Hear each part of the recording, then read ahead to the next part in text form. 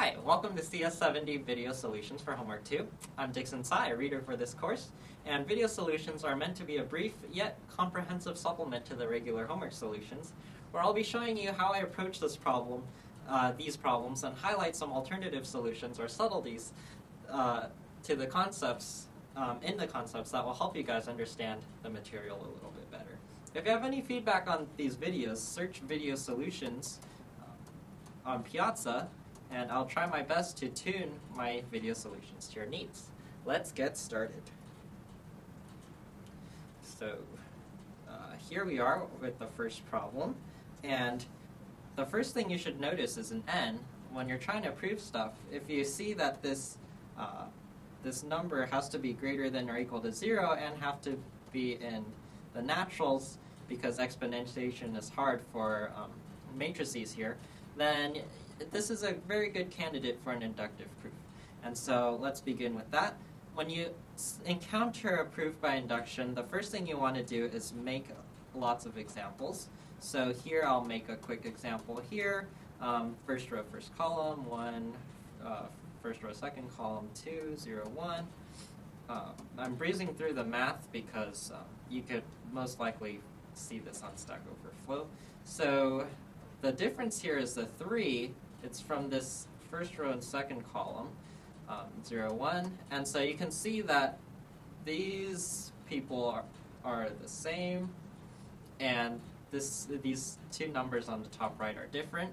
And they follow a regular pattern. This is if n equals 2, and this is if n equals 3. So we can guess the formula 1n01 equals to 1101 to the n. Excellent. So whenever you have a proof by induction, always start with the base case. So let n equal 1. I start with 1 because it's very simple. You can start with 0 if you want, but really the important part is this latter part of the proof. So these are just different cases you can venture on your own time. So 1101 to the 1 is just 1101. And this one matches this n, which is 1, so this formula is correct, and we put a check mark. Now assume, this is the inductive hypothesis, assume that this formula is true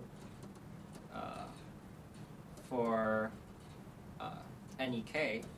Now let n equal k plus 1. Now we're doing the inductive step here. And so we have 1, 1, 0, 1 to the k plus 1 equals to 1, 1, 0, 1 to the k times 1, 1, 0, 1. And we use the inductive hypothesis. As you can see, we're building this almost block by block, so we can just plug this in. This is like the leap of faith in recursion. So recursion's just a different direction. So this will be 1k01, 1101. I'll do the math out for you here.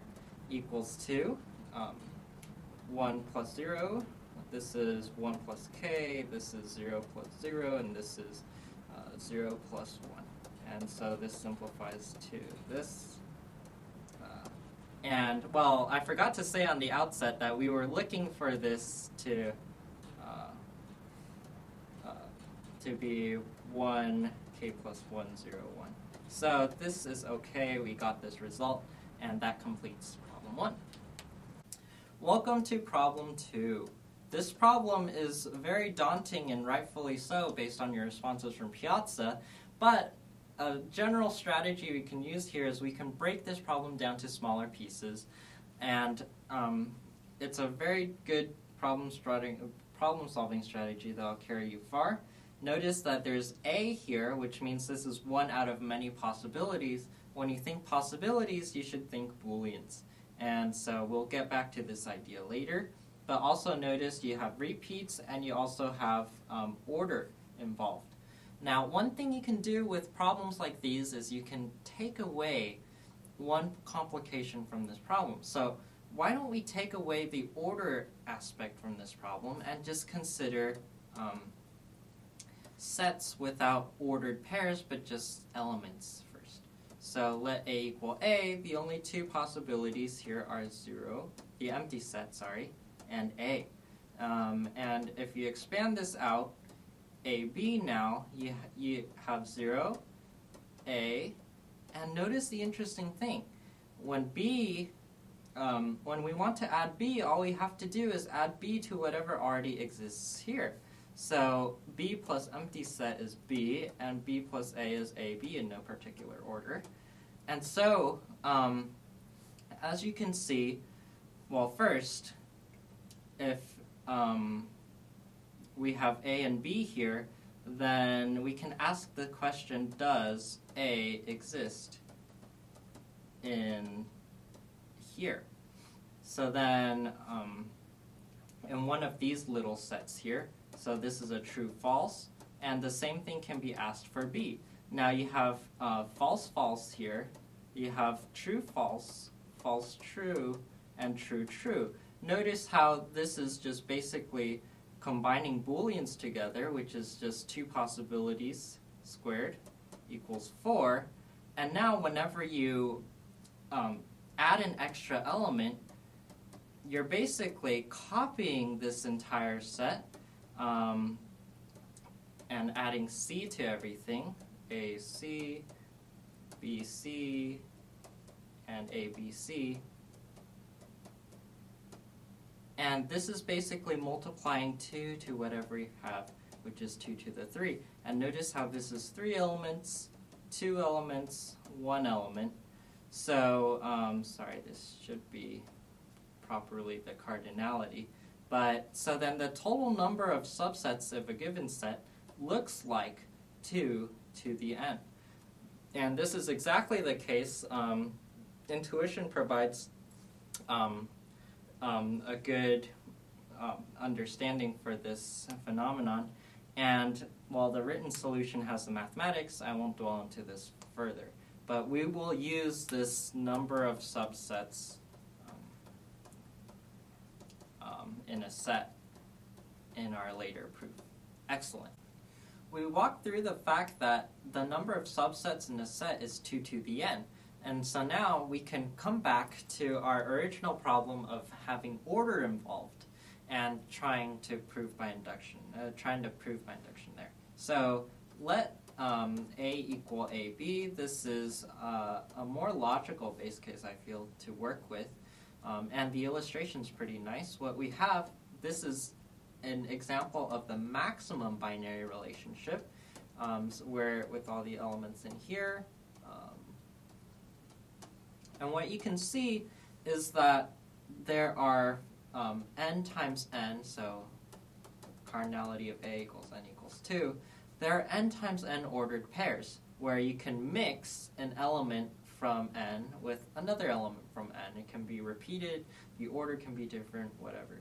So there are n to the n ordered pairs, and each ordered pair actually has a true-false value attached to it. Does this ordered pair exist in the binary relationship? Yes or no? So in fact, we have 2 times 2 ordered pairs here. There are this many booleans that you have to keep track of, and so the total number of binary relationships that are possible is actually 16. And so then that's where we derive the fact that there are 2 to the n squared binary relationships for a particular n. Well, we have to prove this, but intuitively this is what's happening in the base case. So good. Now the base case works because 2 to the 2 to the 2 is 16. Inductive hypothesis. Assume that if A has k elements, then there are 2 to the k squared binary relationships.